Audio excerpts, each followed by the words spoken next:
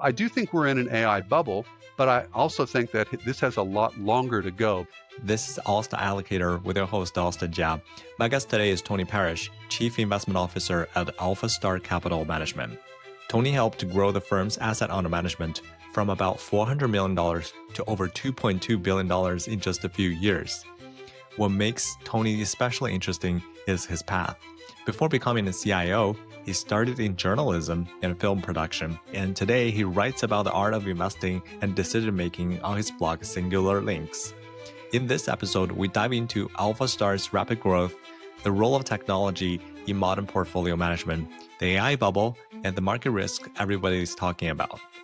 We also touch on how Tony manages time and energy in such a demanding role. Let's jump in.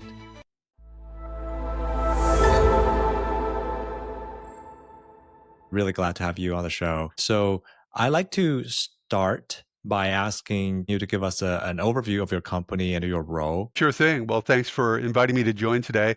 I'm the Chief Investment Officer with AlphaStar Capital Management. AlphaStar is an RIA based in Charlotte, North Carolina. I myself am based in Austin, Texas. We manage about $2.2 billion in assets under management, and we are a sister company to an insurance marketing organization called Financial Independence Group, or FIG. We service independent financial advisors primarily, and also other RIAs that want to join us. And essentially, what we're doing is we're building an investment platform for them. We're doing all of the securities trading, we're doing the investment management, we're also doing the billing and reporting and compliance and other back office functions. So we can really free up the independent financial advisor to focus on what they do best, which is really their relationships. So we take care of the middle and back office activity, including investment management, and we let the advisors take care of the relationships. That sounds great. Yeah. So if you were at the dinner party and people don't know what the CIO does, how do you explain your job and, how do you spend your time as a CIO? Yeah, well, let's see. As a CIO, a chief investment officer, I'm responsible really for two primary functions. One is portfolio management, and the other is securities trading. So, from a portfolio management side, we build investment models and we choose investment vehicles to curate a list of investment choices that independent financial advisors can use with their clients. So if I was at a dinner party with a client with an individual who had a financial advisor, I would position myself as somebody who is helping to build the investment solutions for that advisor to offer to you. So that's on the portfolio management side. Then on the Hmm. trading side, we're really involved in all of the securities trading of the 15,000 accounts that we have under our responsibility. So whenever a client wants to make a contribution, we invest the contribution, or needs a distribution, we'll sell out of the securities to make the distribution. We're very involved in tax management, so we do tax loss harvesting in taxable accounts so as to reduce the tax burden for the client. Essentially, we're operating under the assumption that it's not just what you make, it's what you keep. So we can add a lot of tax alpha through smart tax harvesting strategies. And we need to make sure that all the transactions that are done flawlessly, without error, and making sure that the client is getting best execution to the extent that we can influence best execution for the client. Sounds great. Yeah. Well, one thing that just from hearing what you said, one could not guess that you started with a fine arts degree and film production background, right? So Right. I've noticed that's a super rare combination. And then you went on to write codes for financial companies, and you have a Mhm. CFA. You were a very busy man. You probably still are, but I don't know, like what drove you to have such a diverse background? That's a good question. I don't really know that I have a very good answer. I'm somebody who's very curious about things. Ever since I was a little kid, I enjoyed taking things apart, seeing how they worked, putting them back together again. I think I have kind of an engineer's mindset, but I also have I'm always asking why. Why do we do what we do? And is what we do the best way that we can do what we do? So I'd say that this curiosity that I've always had has been a common thread, whether it was studying film as an undergraduate, or moving into music or journalism later on in my career, or in Yeah. the last more than 20 years working on Wall Street and in the independent RIA channel, investing assets for clients. It's always been this curiosity that has really driven me to try and understand what is the best way to do things and how do things work when I take them apart and really get to understand them. So maybe walk us through your journey to becoming a CIO. What experience was the shift that you realized, oh, this is what I want to do, and I'm going to be pretty good at it? Yeah, I actually, it wasn't a lifelong dream of mine. I really, when I was in film school, I wanted to be a filmmaker. I wanted to be a documentary filmmaker, and that's what I wanted to do. And eventually, I Yeah. moved to New York, and I couldn't pay my rent working in the Yeah. arts, and I began writing stories within a journalistic capacity. And then eventually, I migrated towards financial journalism just because that tended to pay a little bit better. So I was very mercenary, and Yeah. what's that expression? There's nothing that focuses the attention like the hangman's noose, right? Yeah. You could say the same thing about paying your New York City rent. There's nothing that focuses your attention like that rent check that you have to cut every month. So I began to just sort of write about the financial markets. I always enjoyed the markets. I was curious about them, but I had no technical training. I began to write about the markets, and the more I learned about the financial markets in my research, the more I became fascinated with them. Specifically the human and psychological aspects of the markets that really intrigued me. For instance, you've got a loaf of bread. Hmm. One loaf of bread costs $2. Another loaf of bread costs $12, right? Hmm. And you have to ask yourself, well, both of them are basically flour and water and yeast with salt and a few other ingredients, right? What is it about one that they're able to justify a $12 price? Whereas the Yeah. other one, if they raised it by 50 cents, nobody would buy it and it would sit on the shelf and eventually have to be thrown away. A lot of that has to do with the psychological aspect of things. So it really was the human psychology of the capital markets that really intrigued me and and Hmm. and hooked me. And then once I was hooked, I began to really begin to appreciate the beauty and the elegance and the mathematical wonder that is embedded in the capital markets. Got it. Were you when you were writing about financial news or things in the world that you don't feel like you know particularly well, Yeah. were you confident about writing the piece that is going to be published or read by professionals, or how did you kind of help yourself to elevate your point of view? Yeah, initially I was not confident, and my editor was not confident in me either. So initially, the first stories that I wrote in the capital markets were really just interviews, where I would interview somebody with a basic set of questions and type up a summary of our conversation. It was very rudimentary. It required very little domain specific expertise about the capital markets. But what was interesting was so I've always been somebody who wanted to show up on time and do good work and be reliable, right? So those things I think go a long way, regardless of what industry you're working in. But then beyond that, my curiosity was something that whenever somebody would introduce a concept to me and I didn't understand what that concept meant at that moment, I would write it down, and then after the conversation was over, I would go back and research it. And I actually have a very I'm almost embarrassed to say this, but listen, we're all friends here. I'm okay to, Yeah. open up and be vulnerable. I'm embarrassed to say the first time I interviewed somebody, who and the topic of the conversation was, it had to do with raising finances for their corporation, right? And I was asking them about their approach to attracting investment, and they asked me a simple question. They said, "You mean on the equity side or the debt side?" Hmm. I didn't know the difference between debt and equity at that point. That Yeah. was how junior in my career I was, right? And so I just flubbed it. I said, "Well, both," right? But Uh-huh. then I wrote it down later. I went and found out equity is offering a piece of ownership in the company, Whereas Right. debt means accepting a loan and promising to pay those loans, that loan with specific terms, right? But that's a small example, a microscopic example of how Hmm. at the beginning, I didn't know what I didn't know. I knew that there was a lot I didn't know, but whenever I had encountered something I didn't know, I would really make an effort to try and learn it and really understand it, internalize the understanding of it, so that when I found myself in that situation the next time, I felt much more confident. And it's like mathematics, it's all cumulative, right? You build a Yeah. foundation, and once you've got that foundation, you can go to the next level. And once you've got that, to the next level, et cetera. It's an iterative process.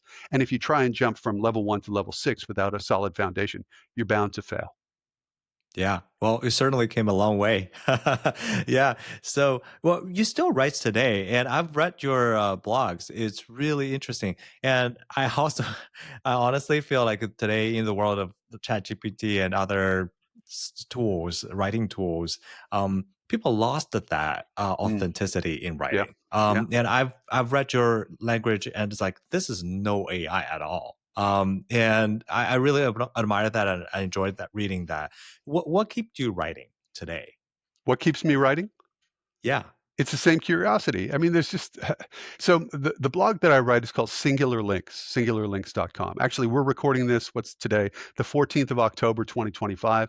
I'm hoping yeah. that in the next 6 weeks, the book will be published. The book is going to be Singular Links, The Innovator's Guide to Compounding Connections.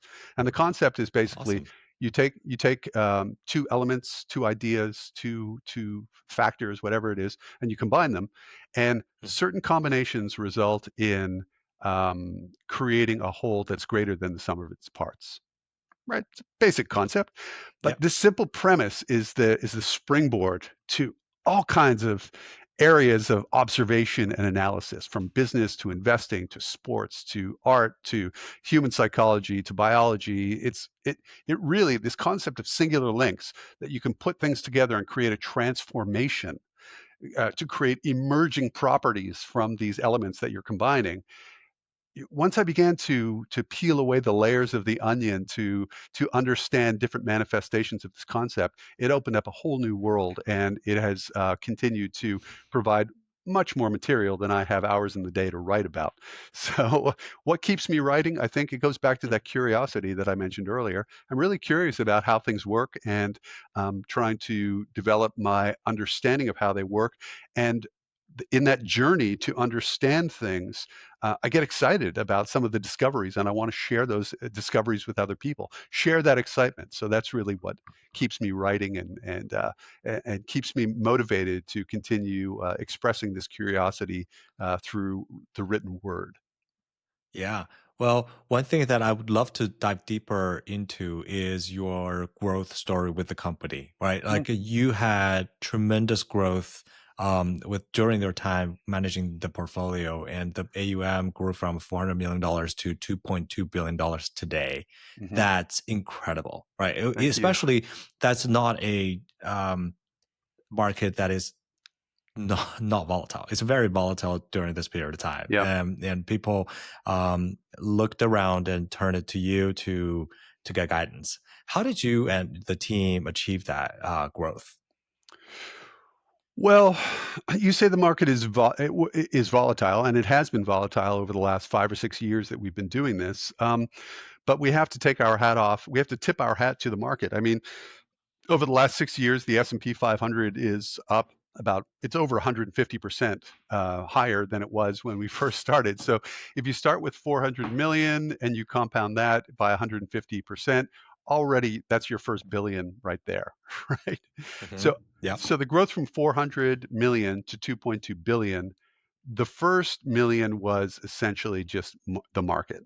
Um, Mm. so I want to acknowledge that there's a big market component that has contributed to that.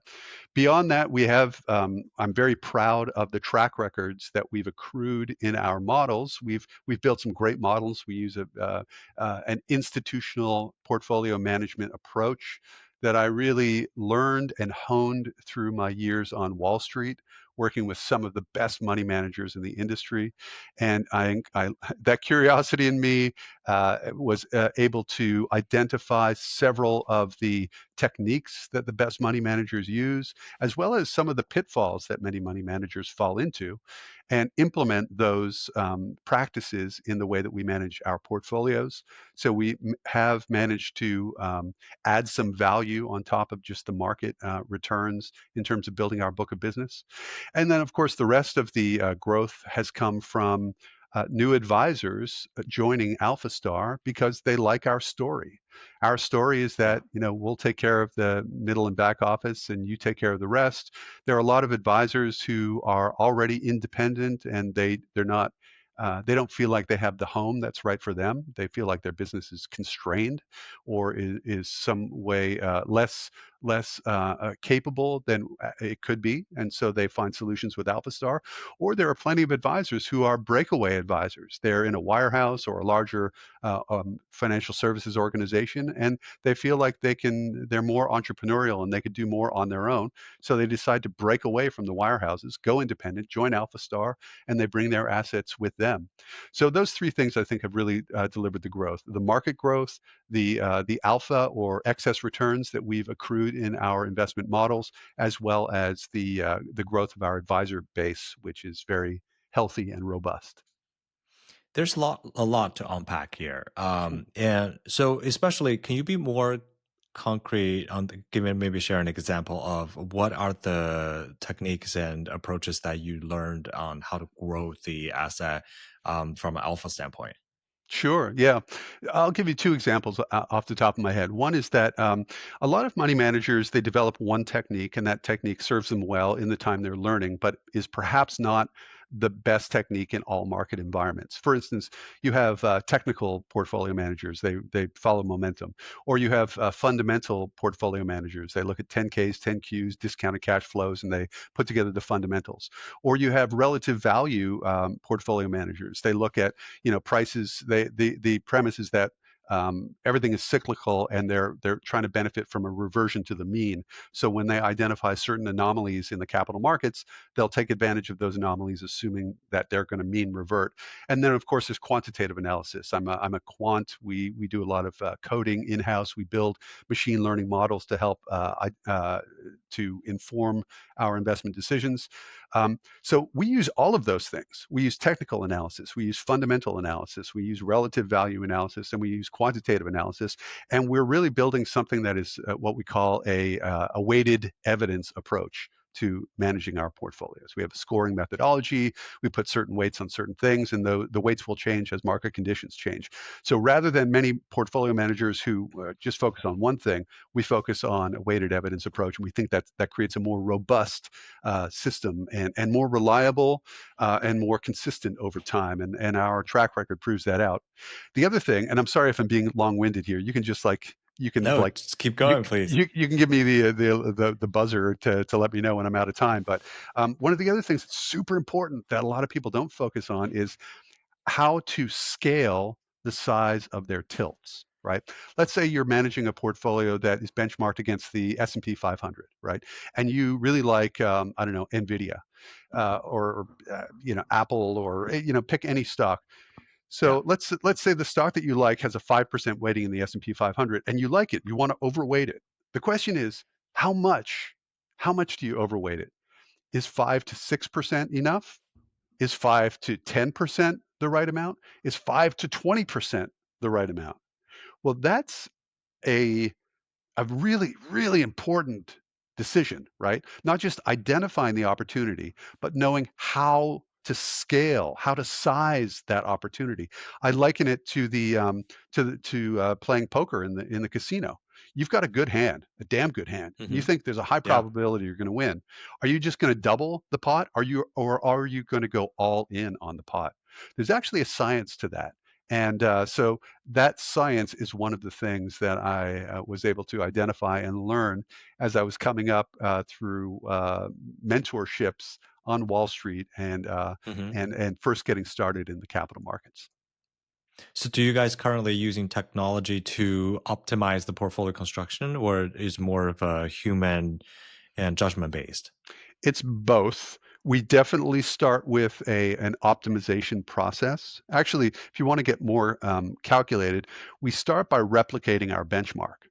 That's the first thing we do. Right. We have a universe of securities that we can combine in specific weightings to replicate the characteristics of the benchmark. And then we're using our signals to identify where we like the opportunities, and another process to decide how much we're going to deviate from the benchmark weighting. Essentially, Right. we're wrapping it all up into a risk budgeting concept that is tracking error. Hmm.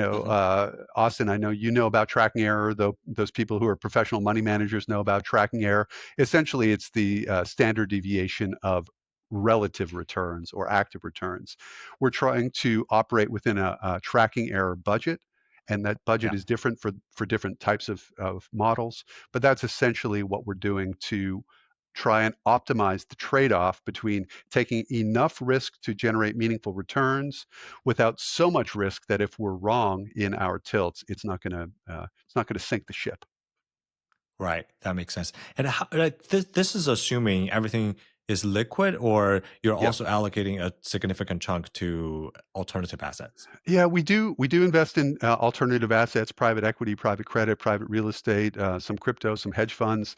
But for the vast majority of what we do, building financial models for financial advisors, we're Yeah. we're operating the liquid markets. We're operating the public markets, stocks, bonds, ETFs, and to the extent that we're investing in less liquid markets, the non-listed markets, we're tending to sleeve those out and treat those as their own kind of separate bucket, almost like the core satellite approach, where we're going to build a Yeah.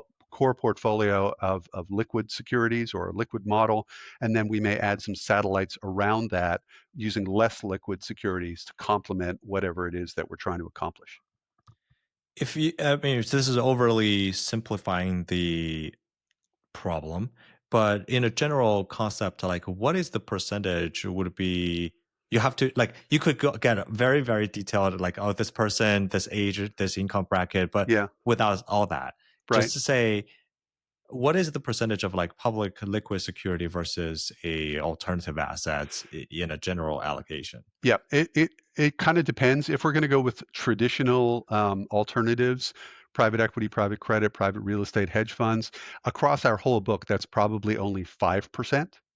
However, Okay. however, our advisors tend to use a lot of structured notes, and they also tend to use a lot of insurance products, which, from the point of view of the traditional securities advisor, they walk and talk and quack more like private markets than they do like the public markets. For instance, they have specific lockup periods, right? You're committing your capital for a specific amount of time. Now, you might be able to sell out of that, but the client should assume that they're going to hold it until maturity or until it's called.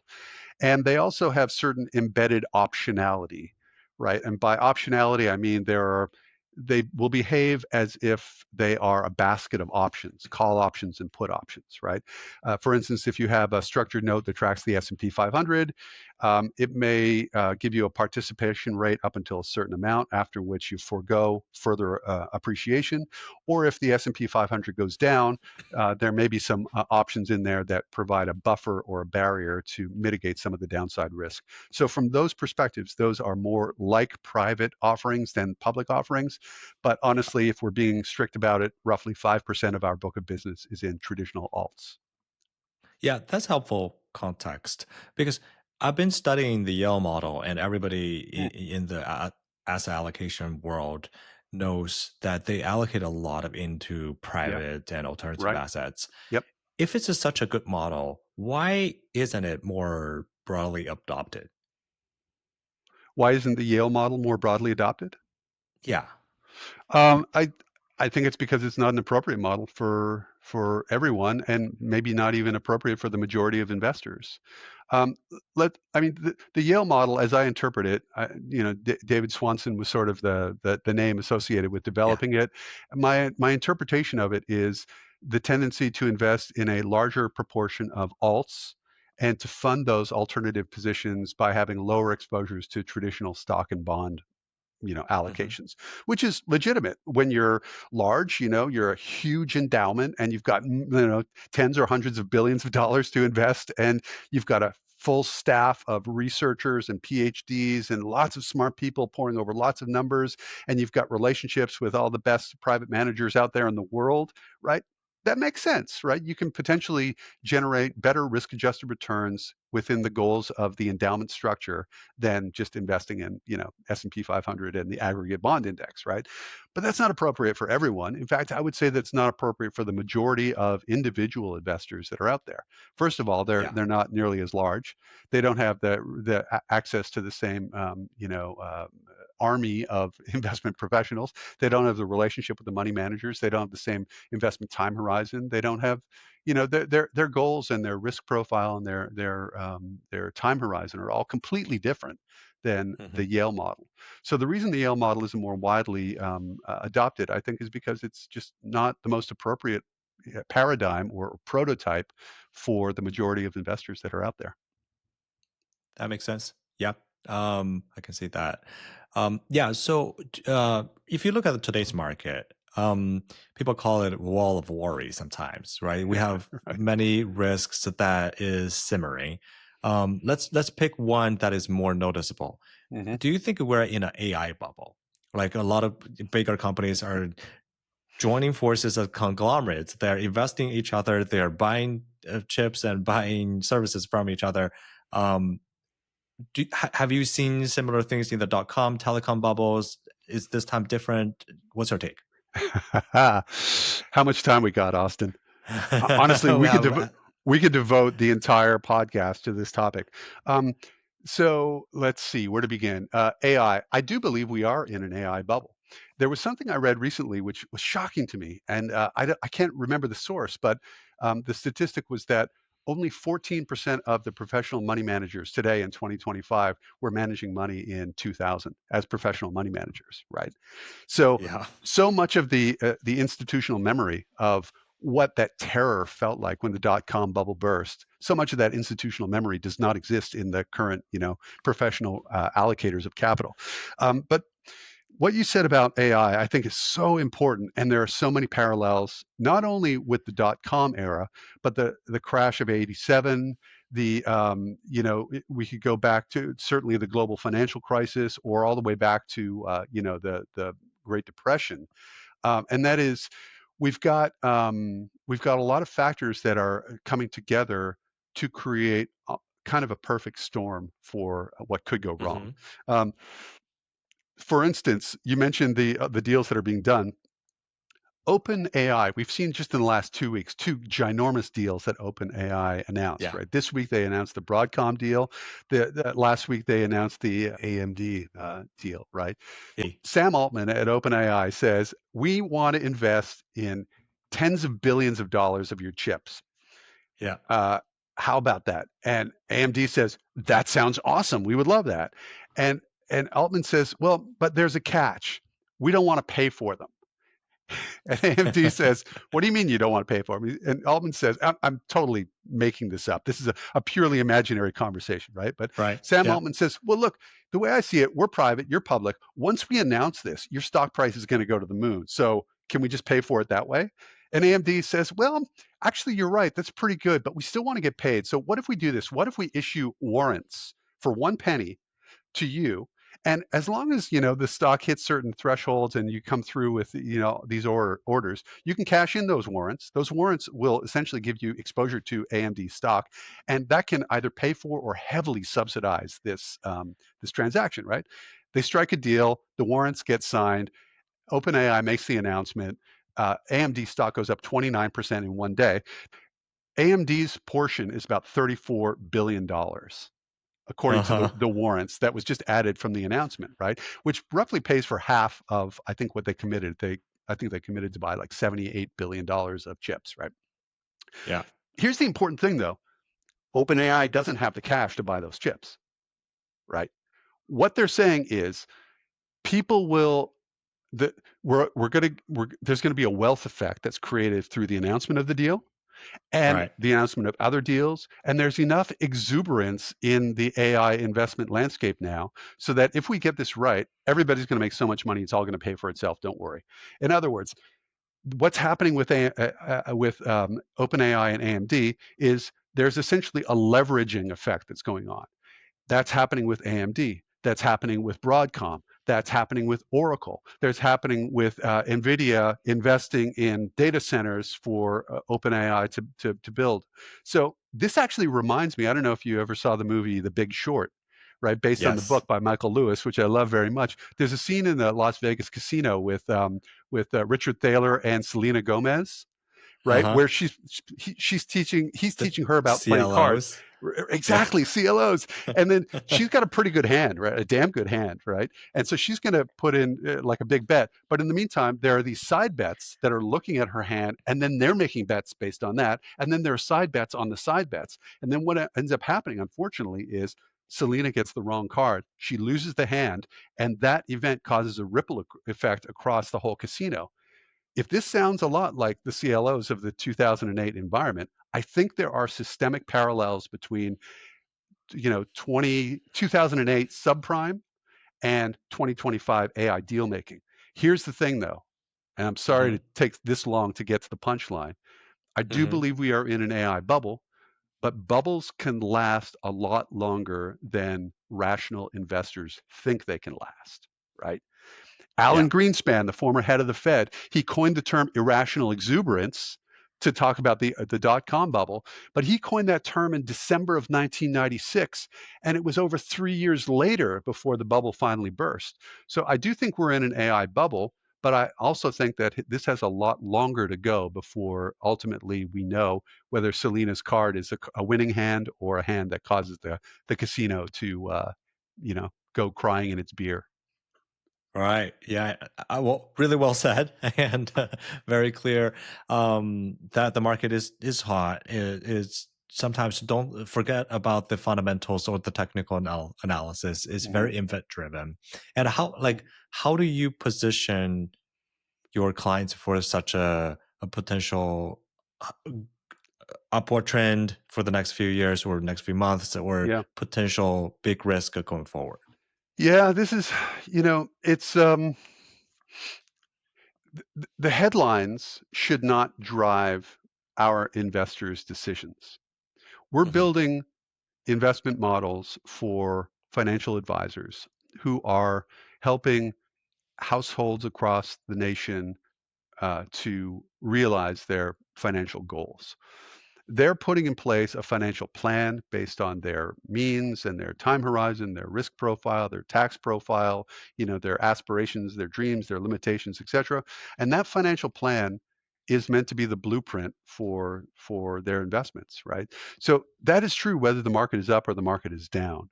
Now, it's up to us as professional investors to be able to tilt the portfolios in a modest way so as to Hmm. modestly reduce exposure when the markets are getting frothy, and then to increase exposure when markets have corrected, prices are better, and we have access to more value across the capital markets. But when I say modest tilts, I really mean modest tilts. We may take a tracking error from 5% down to 3% or from 3% up to 5%, but we're not making radical changes. And we don't need to make radical changes. Why? Because it's our view that wealth is built over the long term, right? It's Yeah. really not about like market timing. It's not about like catching lightning in a bottle or like just being really good in the short term because nobody, I don't care who you are. You could be Warren Buffett. You could be, you name any investor in the world. If you're operating legally in the capital markets, successful market timing is not a repeatable long-term path to success. You're going to get some right, you're going to get some wrong, you're going to end up washing the rights with the wrongs, and there'll be more volatility without necessarily adding more incremental return. So we advocate for a straightforward, transparent strategy where investors are really, even though it sounds boring, like, floss your teeth and wear your seatbelt and eat your vegetables, invest in the long term based on the financial plan that you've put in place and do not monkey with that plan based on whatever headlines you're reading about the capital markets at any given time. Well said.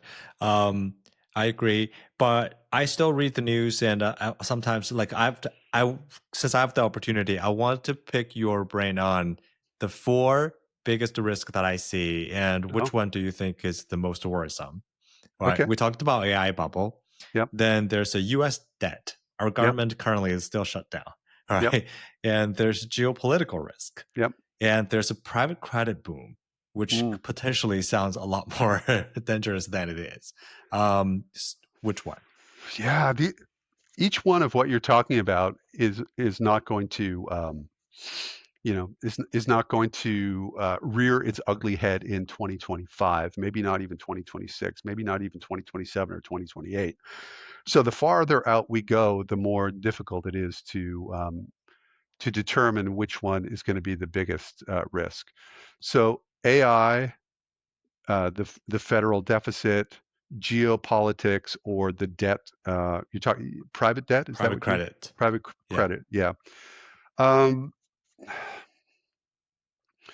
I think AI, certainly there will be a reckoning, but I also think that 10 years from now, AI is going to be it's going to have had a massive transformation of our lives in the same way that the internet did, from the Yeah. perspective of what happened over the subsequent years after the bubble.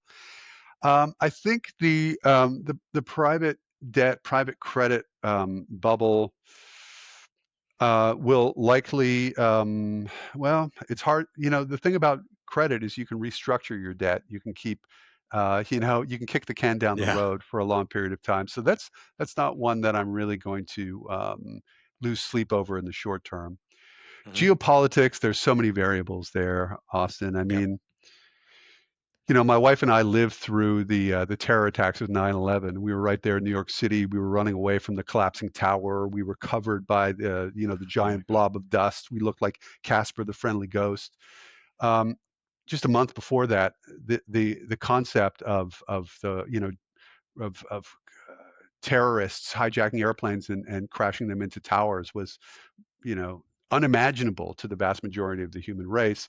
And Yeah. that tends to be the thing about risks, right? The biggest risks in terms of their impact tend to be the ones that are black swans. They come out of nowhere.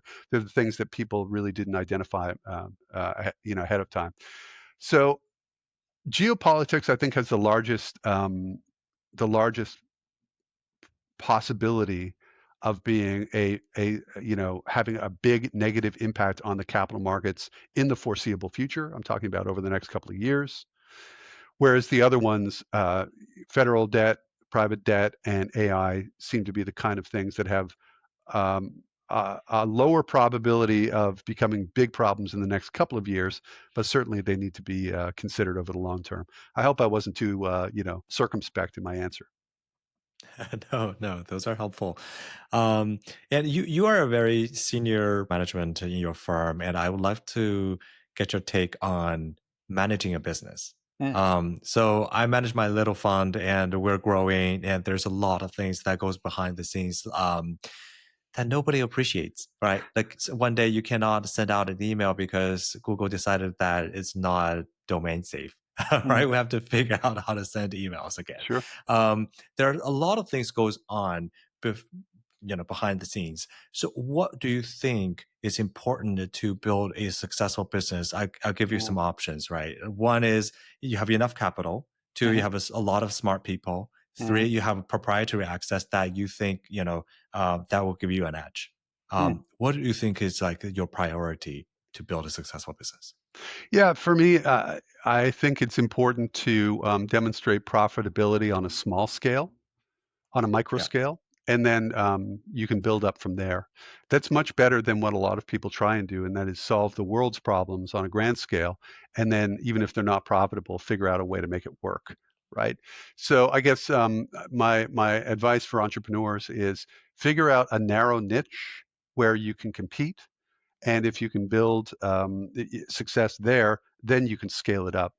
That's much better than trying to be too ambitious and then being one of the many statistics where the company's out of business over a 5-year time period because you ran out of runway, you burned through the capital, and you didn't quite figure out a way to make that complex machine that you built run profitably. Start small and then scale up from there. Yep, that well said. And then, what kind of structural or cultural decision a company that should have so Mm. a always have the energy to go forward? Ooh, that's a very abstract question. Cultural considerations to have the energy to make the company go forward. I think having a clear mission or vision is very helpful. People If people feel like they understand what the mission is, that they're all sharing that common mission and working together, that can create a lot of motivation for people to collaborate and also keep people motivated during times when things aren't looking so rosy. Um, it actually kind of comes back to what I said in the previous answer that start with a niche and Hmm. figure out how to way to make it work on a small scale. I think that's true culturally as well. It really helps to identify what specifically it is that the company's mission is, and then be able to articulate that not only to staff but to clients and customers as well. That expression, if you don't know where you're going, then any road will take you there, right? Yeah. Be the opposite of that. Be clear about where you're going, what success looks like and how you plan to get there. And if you can articulate those things, then I think you've got a good chance to get other people along and helping with that. Going back to what we said about Sam Altman and OpenAI, I think Sam Altman is one of the best people at that, right? Sam Hmm. Altman isn't saying, oh, this is going to be, we're building a transformative technology that's going to revolutionize the world. Well, people will be like, oh, yeah, okay, cool. You and lots of other people. He's not saying Yeah. that. He's actually saying, I'm worried that what we're building is actually going to destroy humanity. Right. Yeah. And then people say, like, whoa, wait a minute. He's that means what he's building is actually immensely powerful. Maybe the most powerful thing that has ever been developed. Whoa, we should invest in this, right? Sam Altman has done a great job convincing people to see, to envision that future that he envisions, and that's one of the reasons why he's just so darn successful. And OpenAI is so darn successful at getting so many people to commit capital to their cause. Yeah. Um, do you think like those visions, a lot of times, we are a fund, right? We're a for-profit fund. So Mhm, a lot of the goals and KPIs are oriented towards like, oh, how do we maximize IRRs? mhm, And sometimes when I try to put a statement out saying like mhm, this is our mission, mhm. it's hard to say like I'm super excited just to I want the highest IRR for the next 5 years. That's Right, not a mission, right. right? It's not. It's something above that. Yep. But how do you like I also wanted to balance out like so I don't want to say like I'm going to make the world a better place because we renovate the homes that we are going to acquire. It sounds very Yeah, high note. yeah, right. What's the right balance in Mm, your mind to yeah. tell people like this is something I'm excited about, but I know that you're here for profit? Mhm. Yeah, well, I don't know how you do that with your company, but I do think, you know, it's important to it's important to tap into the human aspect of what we're doing. So often we get lost in the technology and the numbers. You mentioned earlier, using AI to write stories, and stories that are written by AI, they just feel hollow. They feel like they're lacking the human component. I think it's Yeah, important to connect with the human component. So what does that mean? Well, start with telling a story, right? People like stories. People right. communicate in stories, in anecdotes. We love a story. So instead of focusing on like, hey, we want the highest IRR in these real estate, deals, instead focus on why it's important to generate wealth, or why home ownership is central to a person's identity. You know, Hmm. those are two concepts that resonate with the story aspect of things. People people need to live somewhere. Their home is very important, and what you're doing allows people to excuse me, allows people to um, have We make greater people homes experiences, better. Yeah. make their Yeah. homes better. Exactly. And from the investor side of things, it's not about generating the highest IRR. It's really about building wealth as a means to an end, right? And what that end is really depends on the investor, the institution, or the individual, or whoever your clients are. But really, it's about it's like you don't if we had an airline and we were offering tickets to fly to Rome, we would not say we're going to get you to Rome. Please Hmm. fly with us, right? We would say Yeah. when you're in Rome, you're going to drink wonderful Chianti and cappuccino, and you're going to visit the Colosseum, and you're going to have this life enriching cultural experience. Oh, and by the way, we can help you get there, right? So Right. tapping into the human aspect, the experience of people, and really articulating why it is that what we do is important for them, I think is a really big part of generating that energy to help businesses to build their clients and ultimately to succeed. This is super helpful. This is why I do the podcast. I get the master class here. Thank you. You're very Um, kind. I don't know about a master class, but thank you. Thank you. Yes.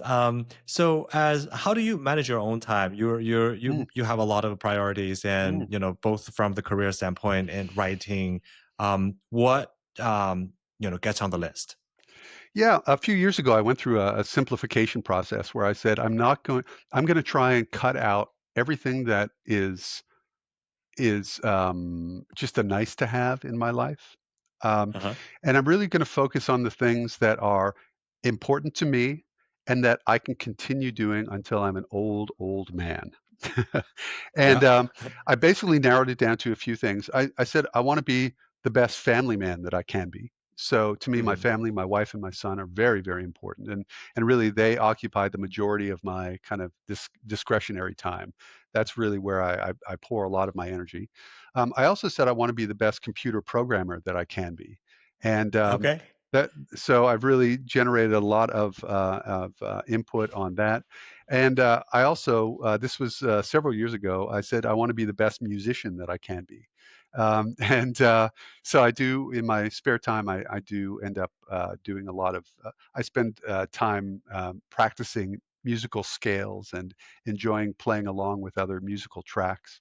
But these are things that I can continue to do, hopefully until I'm, old and gray, and I can keep getting better over time. They're never done. You're never finished. And by focusing on those things that are important, I was able to cut out a lot of the stuff that I just sort of kind of thought I should do. But at the end of the day, when I look myself in the mirror, I realized they're really not that important.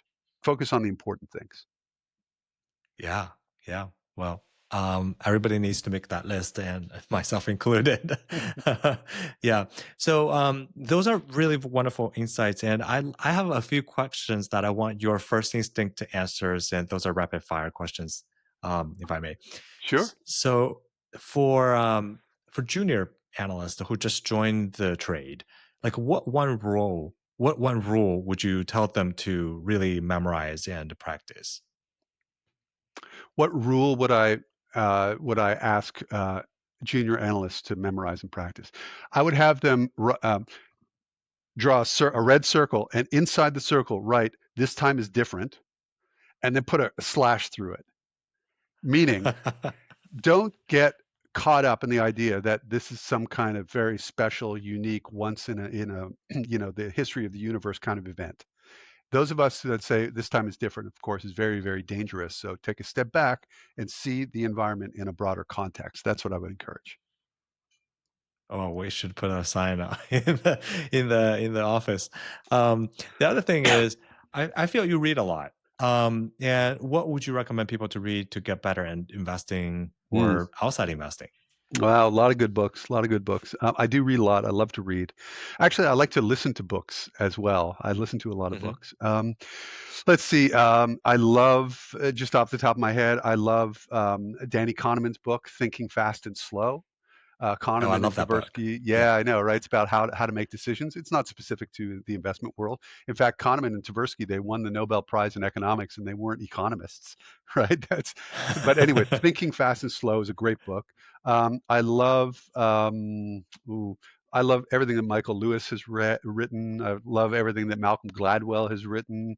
I love, in terms of investing in particular, there was a book, I read it years ago. It's actually 100 years old. And Uh-huh. it is Reminiscences of a Stock Stock Operator. operator? Do you know this Yeah, book? yeah, yeah. I love that book. Uh, Yes. so it's honestly, it's Edwin Lefebvre, and I think it was published in 1921 or the early 20s. It's more than 100 years old. You know it, Austin, but for those that don't know it, it's still perfectly relevant today. Um, Yes. Somebody pointed me to a book that miraculously was not on my radar screen until this year. It's called Devil Take the Hindmost. It's about the history of bubbles in the capital markets, going all the way back to, Uh-huh. talking about the 15th century. And one of the things that it really taught me is that uh, the 1790s and the 1990s were more similar than they were different. And we had all the same instruments in the 1790s as we did in the 1990s. We had stocks, we had bonds, we had commodities, we had derivatives, we had warrants, we had debt, we had leverage, we had options. All those things existed in the 18th century. So again, it goes back to Hmm. this idea that this time is different. Not. Anyways, there are plenty of great books out there. If we could spend a whole podcast probably talking about books. Let's start a book club. Yeah, Okay, I like sounds it. great. Yeah. Help me finish the sentence. Like a great CIO is really just a blank. Air traffic controller. Ah, I A see. great CIO is just an air traffic controller. What I mean by that is you just have to make there are lots of people that are flying to lots of different places. Some are, 40,000 feet and they go long Hmm. distances. Others are like lower and puddle jumpers, and they're all like going to different places at different times. You need to make sure that you coordinate everything so everyone gets to their destination. Nobody crashes, nobody dies, everyone arrives safely so they can enjoy their Chianti and cappuccino and their visits to the Roman Colosseum. Yeah, it's really just I think CIOs in many ways are glorified. They're lionized in ways that really are they don't deserve. I think at the end of the day, being a CIO is largely like being a tradesman. And Hmm. I think air traffic control is a good analogy for that. You have to make sure that all the flights leave and arrive in a coordinated way so that everybody gets to their destination and nobody dies. Yeah. Well, at least it's essential worker these days. That's true. The government hasn't shut Yeah. down the air traffic controllers. Exactly. So you mentioned that you spend the time with work and music and other things. Um, what type of instruments do you play, or do you sing, or what? Like, is there any public work that we can enjoy? Yeah, I'm a pretty terrible singer, but I do enjoy playing the bass. The bass was my first love, and I've been playing bass for probably longer than you've been alive, Austin. Um, Recently, like in the last 6 years, since I moved to Charlotte and I've been involved in AlphaStar, I began playing the steel guitar and the pedal steel guitar, like Nashville steel. Um, Yeah. but I would say the string instruments are my favorite. Bass, guitar, both acoustic and electric, as well as the steel guitar, both lap steel as well as pedal steel. And in terms of stuff that's out there, I really don't have much that's out there. I used to play a lot of music in the 90s, but that was before YouTube and the internet and all of those things. So we have analog recordings of our music, but really not a lot that's out there. That people can just Google. You can't go to Spotify and find my work, for instance. At least not yet. Yeah. You're like the Goldman CEO who does DJing on the side. Yeah. Yeah. So how can people find you? And especially Mm. when your book comes out, would that be on Amazon as well? Yeah, for sure. So singularlinks.com, that's a good place to to find me and the work that I do. AlphaStar Capital Management, based in Charlotte, North Carolina. That's another good place to find me. And in terms of the book, yeah, it'll be published in soft cover, hard copy, and audio format, as well as Kindle. And that should be published by the end of 2026. So fingers crossed. I'm in the home stretch doing the final edits and hope to have it on a bookshelf near you. Sounds great. Awesome. Thank you, Tony, for spending time with us. It's really wonderful. Thank you, Austin.